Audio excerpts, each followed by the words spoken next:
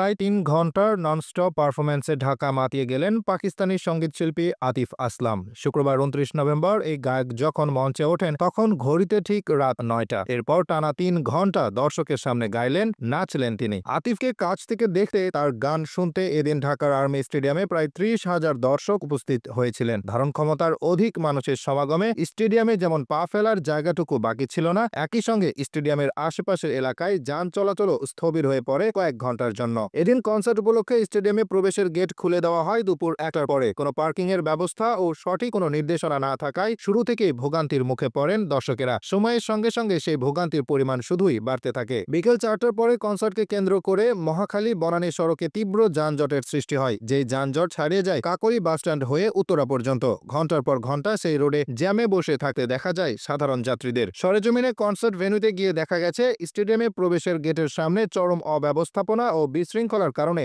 দর্শকেরা ভেতরেই প্রবেশ করতে পারছিলেন না। এমনকি মূল ফটক দিয়ে ভেতরে প্রবেশ করতে দর্শকদের দীর্ঘ সারি পৌঁছে গেছে কাকলী বাসস্ট্যান্ড পর্যন্ত। পাশাপাশি মহাখালী বনানী সড়কে তীব্র যানজটের কারণে কনসার্ট উপভোগ করতে আসা সাধারণ দর্শকেরাও চলাচল করতে পারছিলেন না। সরেজমিনে আরও দেখা গেছে মূল ফটকের সামনে হট্টগোলের কারণে একসময়ে আইনশৃঙ্খলা বাহিনীও কঠোর অবস্থানে যেতে বাধ্য হয়েছে। ফলে যারা টিকিট নিয়ে স্টেডিয়ামে প্রবেশ করতে চেয়েছেন তারাও হয়রানির মুখে পড়েছেন। মিরপুর ১ থেকে আতিফের কনসার্ট উপভোগ করতে আসা এক তরুণী বলেন, বিকেল ৩টায় স্টেডিয়ামের সামনে হাজির হয়েছে, এখন ৫:৩০ বাজতে চলল। বিগত আড়াই ঘন্টায় চেষ্টা করেও স্টেডিয়ামের মূল ফটক দিয়ে প্রবেশ করতে পারিনি। তীব্র ভিড় ও হট্টগোলের কারণে সামনে আগানোরই উপায় নেই। স্টেডিয়ামে প্রবেশ করাটা কতটা চ্যালেঞ্জিং ছিল সেটা বোঝা যায় অভিনেত্রী শবনম ফারিয়ার এক ফেসবুক স্ট্যাটাসেই। এদিন আতিফ আসলামের কনসার্ট দেখতে বাসা থেকে বের হয়েও স্টেডিয়ামে প্রবেশ করতে পারেননি তিনি। ঘটনার বিস্তারিত তুলে ধরে অভিনেত্রী জানান, আর্মি স্টেডিয়ামে পৌঁছাতে আমারও ৪ ঘন্টা লেগেছে, শুধু ট্রাফিক কল্পনা করুন। ফারিয়া বলেন, আমাকে রিসিভ করার জন্য ভেতরে লোকজন আছে, এটা আর্মিদের বলার পরও তারা আমাকে কনসার্টে ঢুকতে দেয়নি। এখন আমি জানি না নিরাপত্তার বিষয়ে কঠোর হওয়ার জন্য তাদের প্রশংসা করব নাকি কনসার্টে প্রবেশ করতে না পেরে দুঃখবোধ করব।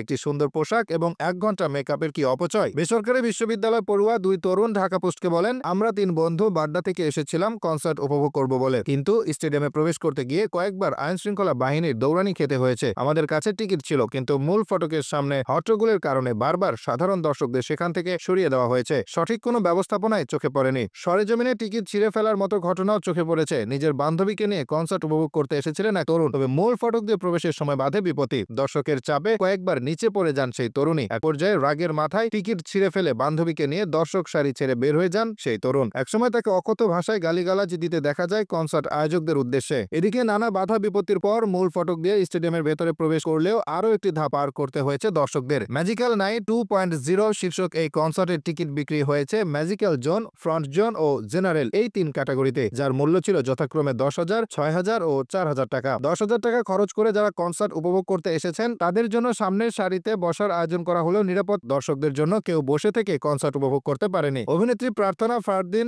দিঘিও ছিলেন তাদেরই একজন। ১০,০০০ টাকা দিয়ে টিকিট কিনে কনসার্ট উপভোগ করতে আসলেও সামনের সারিতে থেকে কিছুই উপভোগ করতে পারেননি তিনি। কনসার্ট শেষে বের হয়ে আয়োজক প্রতিষ্ঠানের দিকে তাদের আয়োজন নিয়ে প্রশ্ন তোলেন তিনি। একই সঙ্গে জানান কনসার্টের চরম অব্যবস্থাপনার কথা। এদিন বিক্ষুব্ধ দর্শক ঘন্টার পর ঘন্টা লাইনে দাঁড়িয়েও ভেতরে প্রবেশ করতে না পেরে একসময় দেয়াল টপকে কিংবা আর্মি স্টেডিয়ামের বিভিন্ন কাঠামো ভেঙে ভেতরে ঢোকার চেষ্টা করেন। এক পর্যায়ে তাদেরকে সামলাতে লাঠিচার্জ করতে দেখা যায় আইন শৃঙ্খলা বাহিনীকে। বিষয়টি নিয়ে ফেসবুকেও ক্ষোভ উগরে দিতে দেখা গেছে সাধারণ দর্শকদের। কেউ লিখেছেন, টিকিট কেটেও আতিফ আসলামের কনসার্টে প্রবেশ করতে পারিনি, শুধুমাত্র আয়োজকদের চরম অব্যবস্থাপনার কারণে। কারো মন্তব্য, ১০,০০০ টাকা দিয়ে টিকিট কিনে স্টেডিয়ামে প্রবেশ করতে গিয়ে লাঠির বাড়ি খেয়েছি, হয়রানির শিকার হয়েছি। এদিকে কনসার্টের কারণে ঢাকার কয়েকটি সড়কে তীব্র যানজটের প্রতিবাদও জানিয়েছেন সাধারণ যাত্রীরা। বিশেষ করে বিদেশগামী ও বিদেশ ফেরত যাত্রীরা চরম ভোগান্তির মুখে পড়েছেন শুক্রবার বিকেল থেকে রাত ২টা পর্যন্ত বনানী মহাখালী সড়কে যাতায়াতের ক্ষেত্রে। ঘন্টার পর ঘন্টা দাঁড়িয়েও স্থানে বসে থাকতে হয়েছে তাদের। বিষয়গুলো নিয়ে দুঃখ প্রকাশ করেছে ম্যাজিক্যাল নাইট 2.0 কনসার্টের আয়োজক ট্রিপল টাইম কমিউনিকেশন। তাদের পক্ষ থেকে এক সংবাদ বিজ্ঞপ্তিতে বলা হয়েছে, এত বড় আয়োজনে কিছু ভুল ত্রুটি হয়ে থাকতে পারে, সেজন্য আমরা আন্তরিকভাবে দুঃখিত।